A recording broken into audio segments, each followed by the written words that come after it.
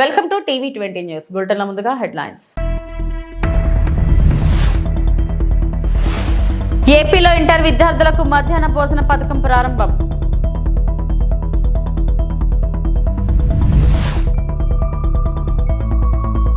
Sabbavaram police స్టేషన్లో ఆకస్మికంగా తనిఖీలు నిర్వహించిన హోంమంత్రి వంగలపూడి అనిత.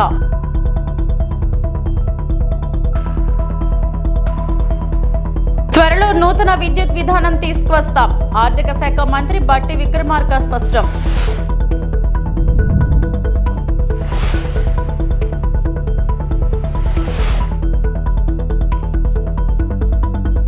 ఏపీలో ఇంటర్ విద్యార్థులకు మధ్యాహ్న భోజన పథకాన్ని విద్యాశాఖ మంత్రి నారా లోకేష్ ప్రారంభించారు. విజయవాడ పాయకురాపురం ప్రభుత్వ జూనియర్ కళాశాలలో ఈ కార్యక్రమాన్ని లాంఛనంగా ప్రారంభించారు. అనంతరం కళాశాలలో కెమిస్ట్రీ, ఫిజిక్స్ ల్యాబ్స్ లను పరిశీలించారు. కార్యక్రమంలో మంత్రి సత్యకుమార్, ఎంపీ శివనాథ్, బోండా ఉమా తదితరులు పాల్గొన్నారు. ప్రభుత్వ పాఠశాలలో మధ్యాహ్న భోజన పథకం అమలవుతుండగా గతంలో టీడీపీ అధికారంలో ఉన్నప్పుడు జూనియర్ కళాశాలలోనూ అమలు చేశారు. వైకాపా ప్రభుత్వం అధికారంలోకి రావడంతో ఇంటర్ కళాశాలలో నిలిపివేశారు. కూటమి ప్రభుత్వం అధికారంలోకి రావడంతో విద్యాశాఖ మంత్రి నారా లోకేష్ ఆదేశాల మేరకు జూనియర్ కళాశాలల విద్యార్థులకు మధ్యాహ్న భోజన పథకం అమలు చేయాలని నిర్ణయించారు. మంత్రి గారి ప్రోగ్రామ్ వస్తే మనం వెళ్ళాలి. నేను ఆదేశాలు జారీ చేశా, మన పిల్లలు ఎక్కడికి వెళ్ళారు, ఓన్లీ చదువుతారని. ఏ ప్రోగ్రామ్కి వెళ్ళేదానికి లేదు. ప్రభుత్వ పాఠశాలలో కానివ్వండి, జూనియర్ కళాశాలలో కానివ్వండి, ఎక్సెప్ట్ జాబ్ మేళాస్ ఇంకెలాంటి కార్యక్రమాలు కూడా జరిగేదానికి లేదని మేము నిర్ణయం తీసుకున్నాం. దీంతో పాటు ఉపాధ్యాయులు అనేక ఇబ్బందులు గతంలో ఎదుర్కొన్నారు. యాప్ల భారం విపరీతంగా ఉంది. అది కొన్ని నిర్ణయాలు ఆల్రెడీ తీసుకున్నాం. ముందు కూడా మొత్తం స్ట్రీమ్ లైన్ చేసి యాప్ల భారం కూడా తగ్గించాలనేది మన ప్రభుత్వం.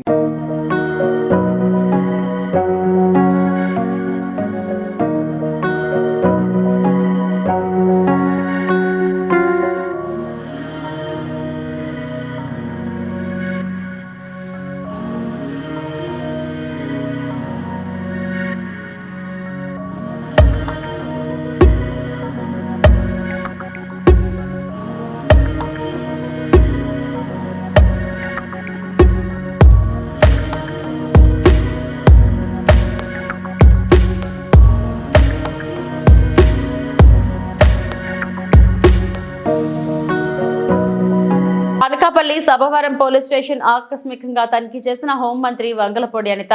పోలీస్ స్టేషన్ లో సీసీ కెమెరాల నిర్వహణపై వివరాలు అడిగి తెలుసుకున్న హోంమంత్రి రికార్డులను పరిశీలించి రౌడీ షీటర్లు వివరాలను ఆరా తీసిన మంత్రి రోడ్డు ప్రమాదాలపై దృష్టి సారించాలని పోలీసులకు హోంమంత్రి సూచన. గంజాయి రవాణాపై ఉక్కుపాదం మోపాలని పోలీసులను ఆదేశించిన హోంమంత్రి అనిత.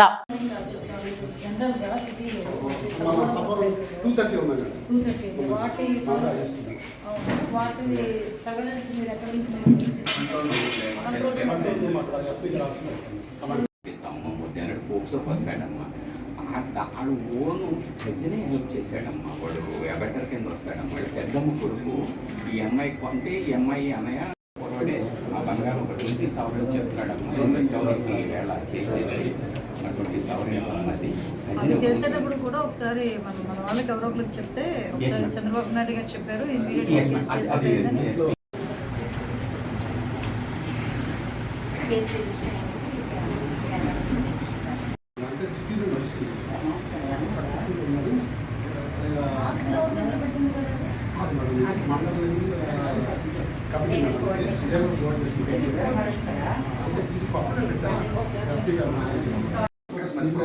కొత్తగా పెట్టిన కెమెరాలు అన్నీ కూడా మనకి యాక్సెస్ కలిగింది. అలాగే జిల్లా స్థాయిలో వాళ్ళు ఉంటుంది. దీని కాకుండా మ్యాట్రిక్స్ కెమెరాలు ఉంటాయి మేడం. డీజీపీ ఆఫీస్ నుంచి కంట్రోల్లో చూసి ఏదైనా ఉంటే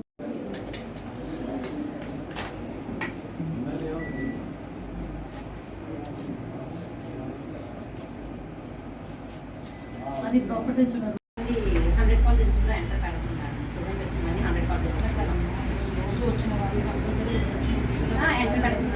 మరి ఫస్ట్ తారీఖు నుంచి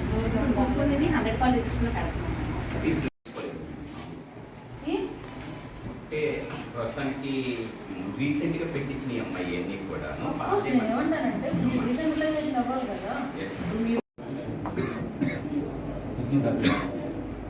ఇప్పుడు మీకు ఈ యాక్సిడెంట్స్ కేసు అయినప్పుడు రిపోర్ట్స్ ఇప్పుడు ఎంతవరకు వస్తున్నారు? ఎమ్మెల్సీ రిపోర్ట్స్ కానీ, వీళ్ళు ఓన్ సర్టిఫికేట్స్ కానీ మిగులు కరెంట్ రాష్ట్ర వ్యాప్తంగా తెలంగాణను తీర్చిదిద్దే లక్ష్యంతో త్వరలో నూతన విద్యుత్ విధానం తీసుకొస్తామని ఆర్థిక శాఖ మంత్రి బట్టి విక్రమార్క స్పష్టం చేశారు. బొగ్గు ఆధారిత విద్యుత్ తయారీ వల్ల కాలుష్యం పెరుగుతున్నందున ప్రపంచమంతా హరిత విద్యుత్ వైపు పయనిస్తుందన్నారు.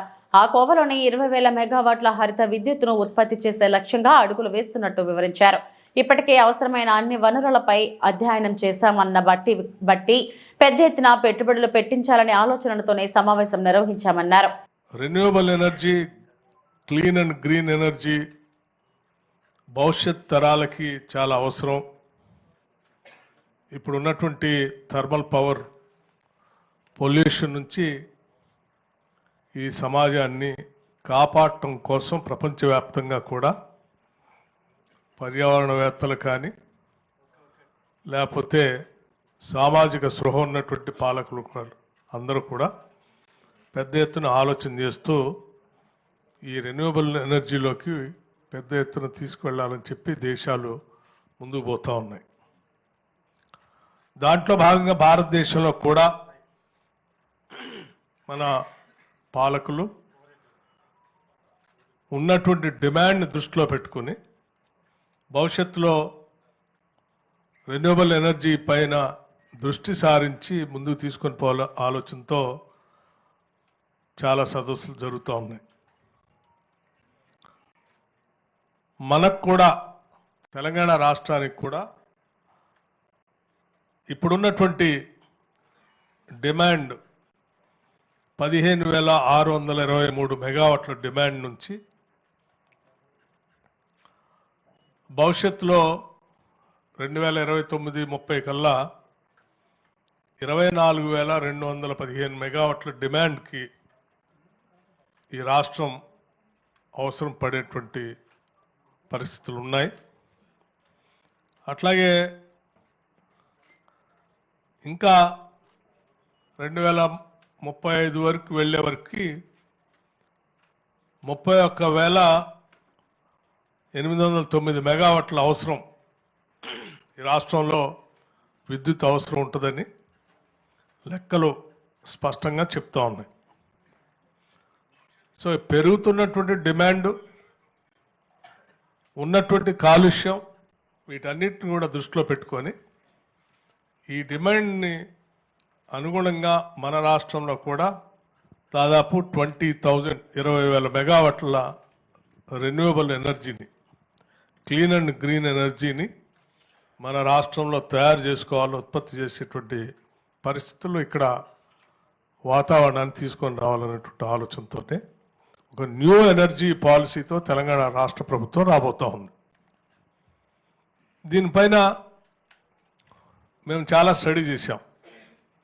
మా శాఖకు సంబంధించినటువంటి అధికారులు కూడా బాగా స్టడీ చేశారు. ఇప్పటికే దేశంలో ఉన్నటువంటి పరిస్థితులు, ప్రపంచంలో ఉన్నటువంటి పరిస్థితులు, రాబోయేటువంటి భవిష్యత్ తరాల్లో ఇంకా కొత్తగా వచ్చేటువంటి రెన్యూవబుల్ ఎనర్జీ సంబంధించినటువంటి టెక్నాలజీ, వీటన్నిటిని కూడా స్టడీ చేసి ఈ రాష్ట్ర భవిష్యత్తును కూడా దృష్టిలో పెట్టుకొని కొన్ని మౌలికమైనటువంటి సదుపాయాలతో ఈ పరిశ్రమని ఇక్కడికి ఆహ్వానించడం కోసం పెద్ద ఎత్తున ఒక న్యూ ఎనర్జీ పాలసీ, కొన్ని ఇన్సెంటివ్స్ కానీ కొన్ని ప్రోత్సాహకాలు, ఇక్కడటువంటి ఒక ఇండస్ట్రీ ఫ్రెండ్లీ వాతావరణాన్ని సృష్టించి పెద్ద ఎత్తున ఆహ్వానించాలనేటువంటి ఆలోచనతోనే ఇవాళ ఈ స్టేక్ హోల్డర్స్ మీటింగ్ కూడా జరపడం జరిగింది.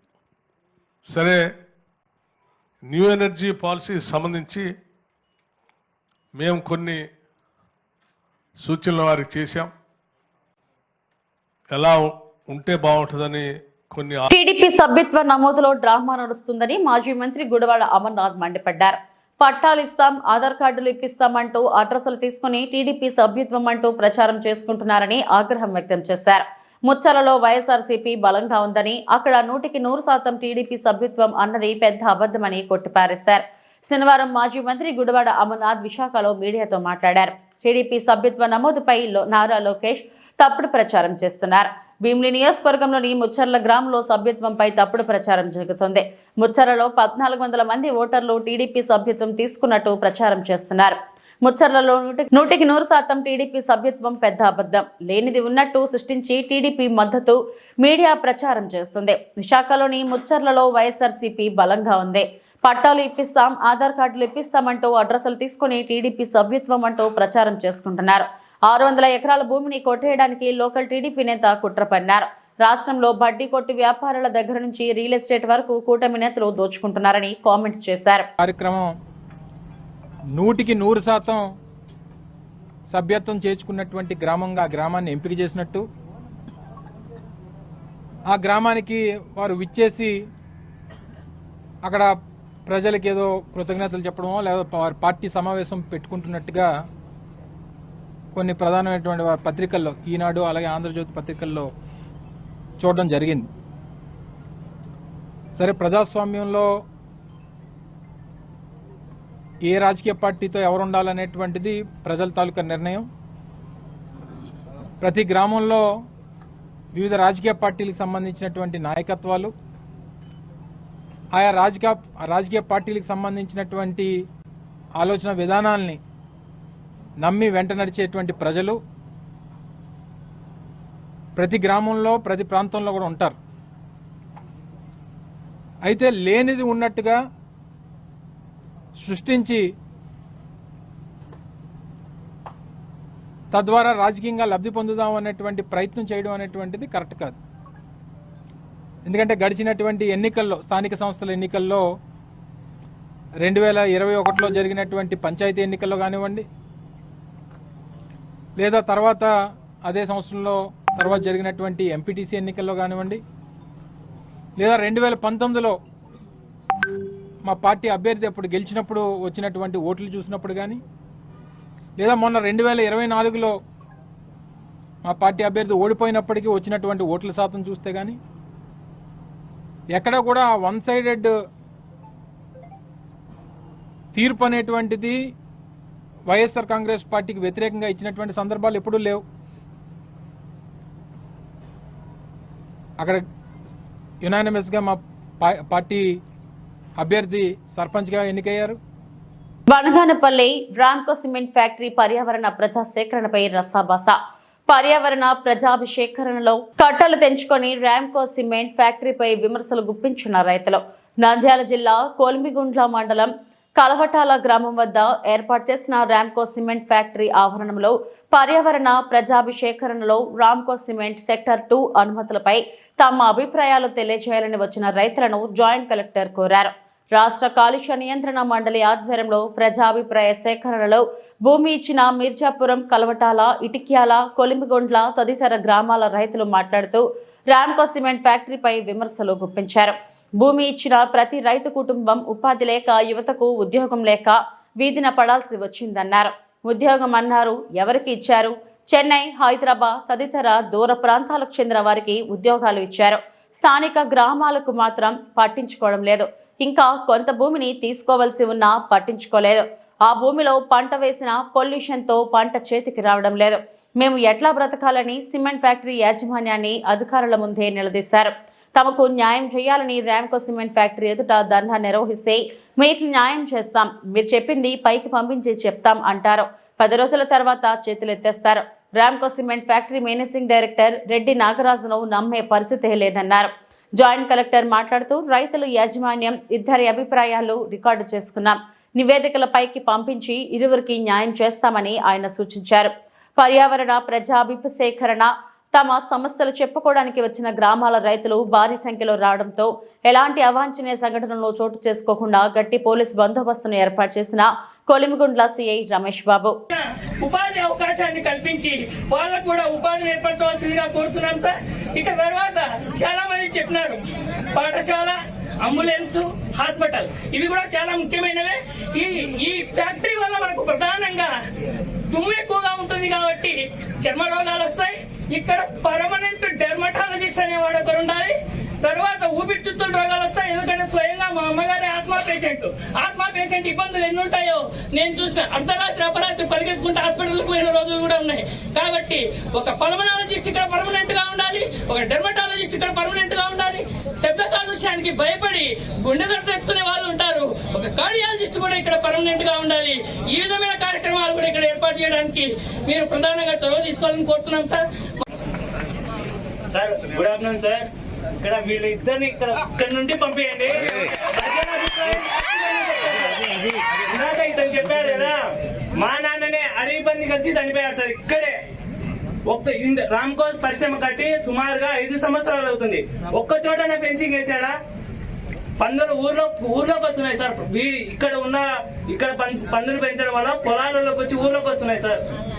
సరే సార్, అప్పుడు రామ్కో పరిశ్రమ కట్టేటప్పుడు నాడు చంద్రబాబు నాయుడు సార్ గారు వచ్చి శంకుస్థాపనకు వస్తా అన్నారు. అప్పుడు రాలేదు.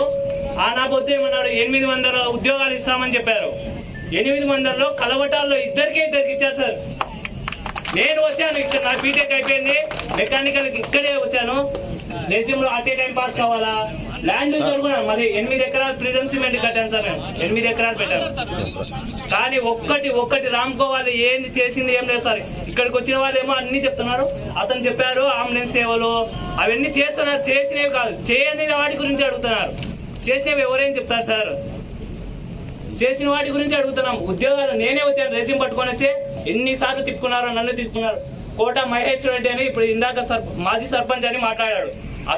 అతని కొడుకు కూడా చిన్నాయన కొడుకు అతను కూడా వచ్చాడు. ఇక్కడ నార్పేట కొడుకు అని ఎంతో మంది వచ్చారు సార్. ఊర్లో వాళ్ళకి ఉద్యోగాలు ఇవ్వడం లేదు. ఇప్పుడేమో 300 ఉద్యోగాలు ఇస్తామని చెప్పాడు.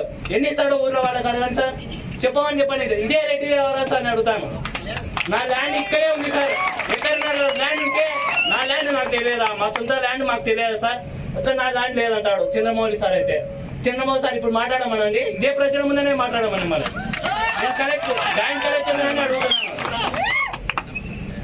చెప్పండి సార్, మీరు మాట్లాడండి సార్. ఇప్పుడు కలవటాల విలేజ్ ఇక్కడ ఇచ్చిన నంద్యాల జిల్లా కలెక్టర్ గారికి నా విన్నపము ఏమంటే, ఇక్కడ రామ్కో సిమెంట్ ఫ్యాక్టరీ పడి 5 సంవత్సరాలు కావస్తుంది. ఇంతవరకు ఉద్యోగ ఉపాధి అవకాశాలు ఏ ఒక్క రైతుకు ఇవ్వలేదు. మా గ్రామంలో ఎంతో మంది చదువుకునే విద్యార్థులు ఉన్నారు. మేము భూమిని కోల్పోయి నష్టపోయి రైతులకు ఏదో మంచి జరుగుతాయనే ఉద్దేశంతో రామ్కో సంస్థ వారికి మా భూములు అప్పచెప్పాము తప్ప, మేము ఇంట్లో ఈ విధంగా భూములు కోల్పోయిన తర్వాత ఈ విధంగా చేస్తామని మేము అనుకోలేదు. రైతులకు ఖచ్చితంగా రామ్కో వాళ్ళు ఎవరైతే రైతు భూములు కొన్నారో వాళ్లకు ఉద్యోగ ఉపాధి అవకాశాలు కల్పించాలని మీ జాయింట్ కలెక్టర్ ద్వారా మా విన్నపము. ఈ దేశానికి రైతు రాదంటారు, ఎక్కడ దేశానికి రాదు. ఓకే సరే అండి, అది మాటలకే పరిమితం అయిపోయింది. ఓకే. సభకు నమస్కారం. వాళ్ళు ఫ్యాక్టరీ కట్టాలంటే పోయిన ఫ్రిజన్ సిమెంట్ ఫ్యాక్టరీ పోయిన వాళ్ళకు ఖచ్చితంగా మళ్ళీ డబ్బులు పే చేసి కానీ నష్టపరిహారంగా ఏదైనా సరే ఖచ్చితంగా ఇప్పించాలి. రైతులు ఆదుకోవాలి సార్. మీరు గవర్నమెంట్ వాళ్ళు ఖచ్చితంగా ఆదుకోండి దయచేసి రిక్వెస్ట్. అలాగే డొక్కా సీతమ్మ మధ్యాహ్న భోజన పథకం ప్రారంభం. నంద్యాలలో డొక్కా సీతమ్మ మధ్యాహ్న భోజన పథకం ప్రారంభమైంది. బాలికల ప్రభుత్వ జూనియర్ కళాశాలలో భోజన పథకంను ప్రారంభించిన మంత్రి ఫరూక్ విద్యార్థులతో కలిసి మంత్రి ఫరూక్ భోజనం చేశారు. కార్యక్రమంలో కలెక్టర్ రాజకుమారి, విద్యాశాఖ అధికారులు పాల్గొన్నారు. శ్రీమతి డొక్కా సీతమ్మ పేరుతో ప్రారంభమైనటువంటి మధ్యాహ్న కళాశాల భోజన పథకం.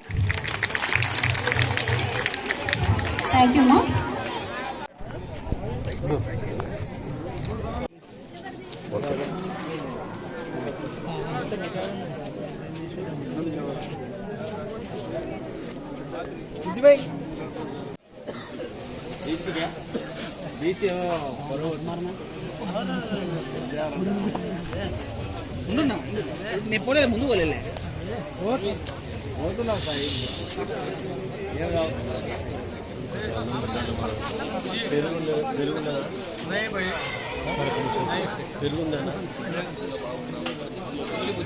మీరందరూ మధ్యాహ్న భోజనం ఎంతమంది వచ్చారని అడిగే ఒకటి ప్రశ్న. దాదాపు ఎంతమంది చేతులు ఎత్తినారు? అక్కడ కానీ ఇక్కడ కానీ 167% చేతులు ఎత్తినారు. మాకు మధ్యాహ్న భోజనం లేదు అని. అదేవిధంగా గతంలో కూడా 2001లో ఇదే టైంకి, ఇంకా లేట్ అయింది బాగా నాకు, మున్సిపల్ హై స్కూల్ అజమాయిషి మున్సిపాలిటీ చూసుకుంటుంది, ప్రభుత్వానికి సంబంధం లేదు. అయినా ఆ స్కూల్లో చదివే పిల్లలకు ప్రభుత్వం కేవలం జిల్లా పరిషత్ కానీ అదేవిధంగా తెలంగాణలో అన్ని పిల్లలు తెలంగాణ ప్రభుత్వం అక్కడ ప్రభుత్వాన్ని స్వాధీనం చేసుకుంది కాబట్టి అక్కడ మున్సిపల్ స్కూల్స్ లేవు. ఇక్కడ ఆంధ్రాలో మనము బ్రిటిష్ కాలంలో బ్రిటిష్ వాళ్ళ చేతులు ఉన్నాయి కాబట్టి బ్రిటిష్ పరిపాలన కాబట్టి ఇక్కడ మున్సిపాలిటీస్ ఉన్నాయి. అందువల్ల మనకు ఆ మున్సిపాలిటీ అడ్మాయిషి నా దగ్గర ఉండేది. అప్పుడు నేనే ఇప్పుడు మున్సిపల్ శాఖ మంత్రిగా ఉన్నా. అదేవిధంగా ఆ రోజు కూడా కలెక్టర్ గారు నేను ఆళ్లగడ్డ డీఎస్పీకి వినతి పత్రం ఇచ్చిన చాగల్మర్రి మండల కన్వీనర్ లాయర్ నరసింహారెడ్డి. చాగల్మర్రి మండలం చిన్నవంగలి గ్రామంలో పాల సొసైటీ ఎన్నికలకు ఆళ్లగడ్డ రూరల్ సిఐ కంబగిరి రాముడు మరో 2 సిఐలు బందోబస్తుకు రావడం జరిగింది. ఎన్నికల స్పాట్ కు నా అనుచరులను నేను తీసుకుని వెళ్లడం జరిగింది. లా అండ్ ఆర్డర్ ఇష్యూ వస్తుందని నా అనుచరులపై లాఠీచార్జ్ చేయించి రూరల్ సిఐ రాముడు మేము వెళ్లగానే వైసీపీ నేతలకు ఫోన్ చేసి అంతా క్లియర్ చేశా, మీరు రావచ్చు అని వైసీపీకి రూరల్ సిఐ రాముడు మద్దతు పలికారు. వైసీపీ నేతల్ని స్వయం నామినేషన్ దగ్గరకు బందోబస్తుగా తీసుకుని వెళ్లిన రూరల్ సిఐ రాముడు ఇదేంటని రూరల్ సిఐ రాముడును ప్రశ్నిస్తే మా పట్ల దురుసుగా ప్రవర్తించి చంద్రబాబుకే దిక్కులేదు నువ్వెంతరా అంటూ నా చొక్కా పట్టుకులాగితే నా చొక్కా చిరిగింది, మిమ్మల్ని అంతా ఎన్కౌంటర్ చేస్తా అంటూ నా అనుచరుల్ని బెదిరించారు. ఇది పద్ధతి కాదని ప్రశ్నిస్తే మా అనుచరులపై నాపై లాఠీచార్జి చేశారు. కానీ ప్రతిపక్ష పార్టీకి ఎందుకు ఆయన అంత సపోర్ట్ చేస్తున్నారో చెప్పాలి. పోలీస్ అధికారము అడ్డం పెట్టుకుని ప్రతిపక్షాలకు కొమ్ము కాస్తూ మమ్మల్ని నానా ఇబ్బందులకు గురి చేస్తున్నాడు. మాపై దాడి చేసిన రూరల్ సిఐ రాముడుపై చర్యలు తీసుకుని సస్పెండ్ చేయాలని, అలాగే మా అనుచరులకు క్షమాపణ చెప్పాలని మీడియా ముఖంగా కోరుతున్నాం. ఈరోజు మా పార్టీ సంబంధించినటువంటి కార్యకర్తలు నామినేషన్ వేయటకు పాల కేంద్రం దగ్గర మా ఫాలోయర్స్ అందరినీ కూడా తీసుకొని వెళ్ళినాము. వెళ్తే మా వాళ్ళను నామినేషన్ వేసిన వెంటనే పక్కకు పంపించి లా అండ్ ఆర్డర్ ప్రాబ్లం అవుతుందని చెప్పి మమ్మల్ని అంతా చెదరగొట్టి మా వాళ్ళపైన లాఠీచార్జ్ చేసి వాళ్ళందరూ కూడా దూరం పంపించేసిన తర్వాత వైఎస్ఆర్సీపీ నాయకులకు ఫోన్ చేసి నేనున్నాను, ధైర్యంగా వచ్చి మీరు నామినేషన్ వేయండి, నేను చూసుకుంటానని చెప్పి వాళ్ళకు ఒత్తాసు పలుకుతూ వాళ్ళను తీసుకొని వచ్చి పాల కేంద్రంలో తీసుకొని పోయి నామినేషన్ వేయించడానికి ఆయన స్వయంగా తోడు తీసుకొని వెళ్ళి లోపల కూర్చోబెట్టి నామినేషన్ ప్రక్రియను చేసే ప్రయత్నం చేసినాడు. చేసి దాన్ని చూసి మా కార్యకర్తలు ఆ విధానాన్ని మీరు చేసే పద్ధతి కరెక్ట్ కాదు సార్, మీరు ఒక సీఐగా ఉండి ఒక అధికార పార్టీకి ఒత్తాసు పలకడం తప్పు అని ప్రశ్నిస్తే అందులో కూడా నేను కూడా ఉన్నాను. అప్పుడు ఏం సార్ ఏం జరుగుతుంది, ఎట్లా ఇది పద్ధతి కాదు, మీకు మంచి పద్ధతి కాదు, మీరు లా అండ్ ఆర్డర్ ఇష్యూ లేకుండా చూడాలి తప్ప మీరు అధికార పార్టీకి ఒత్తాసు పలుకుతూ ప్రతిపక్ష పార్టీకి ఒత్తాసు పలుకుతూ మీరు వైఎస్ఆర్సీపీ వాళ్ళ నామినేషన్ వేయించడానికి ఇంత చేయడం పద్ధతి కాదు సార్ అని మేము అడిగితే, చంద్రబాబు నాయుడికే దిక్కు లేదు, నువ్వేంద్రా నన్ను మాట్లాడేది అని చెప్పి నా చొక్కా పట్టుకొని గుంజడం వల్ల చొక్కా చినిగిపోయింది. ఆ విధంగా మా కార్యకర్తలను మిమ్మల్ని ఎన్కౌంటర్ చేస్తామని కూడా బెదిరించినాడు ఆయన. బెదిరిస్తే కూడా మా వాళ్ళందరూ ఏం సార్ ఇది మంచి పద్ధతి కాదని తిరిగితే మా పైన లాఠీ చార్జ్ చేసి మమ్మల్ని ఇబ్బందులకు గురి చేసినాడు. ఆయన ప్రతిపక్ష పార్టీకి అంత సపోర్ట్గా ఉండాలి అనుకుంటే మేమేం స్వాగతిస్తున్నాం ఆయన్ను. ఆయన కూడా రిజైన్ చేసి జాబుకు లక్షణంగా రాజకీయాల్లోకి రమ్మనండి, ఎలక్షన్ చేయమనండి, మేము కూడా స్వాగతిస్తాం ఆయన.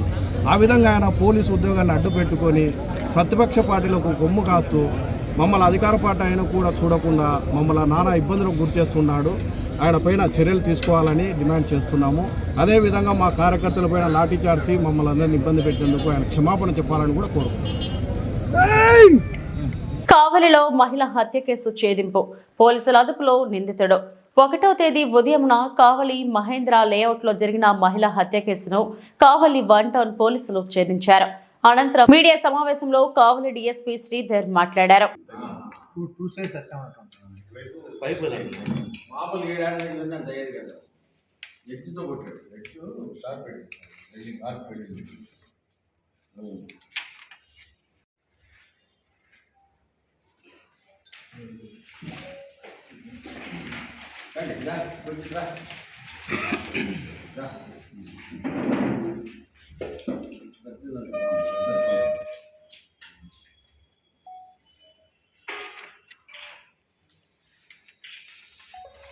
కావలి పట్టణంలో శ్రీకాంత్ విశ్వాస్ అనే బెంగాల్ నుంచి వచ్చి స్థిరపడిన ఒక ఆర్ఎంపీ డాక్టర్, ఈయన పైల్స్కి డాక్టర్గా పనిచేస్తున్నాడు.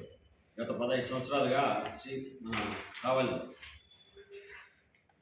ఇతను నిన్న ఉదయాన్నే వచ్చి మాకు పోలీస్ స్టేషన్ కావలి 1 టౌన్ పోలీస్ స్టేషన్లో కంప్లైంట్ ఇవ్వడం జరిగింది. ఇతని భార్య అంటే 1వ తేదీ ఉదయం 6 గంటలప్పుడు ఇతను చూడగా ఇతని భార్యని ఎవరో చంపేసి ఇంటి దగ్గరలో ఉన్న పట్ట కాలువలో వివస్త్రగా పడవేస్తున్నారని, ఒంటిపై గాయాలు ఉన్నాయని మాకు కంప్లైంట్ వచ్చింది. ఈ విషయంగా మా వట్టం సి ఫిరోజు దాన్ని క్రైమ్ నెంబర్ 1 2025గా అండర్ సెక్షన్ 103/238 BNS సెక్షన్గా మర్డర్ కేసుగా రిజిస్టర్ చేయడం జరిగింది. రిజిస్టర్ చేసినాక ఇన్వెస్టిగేషన్ చేశారు.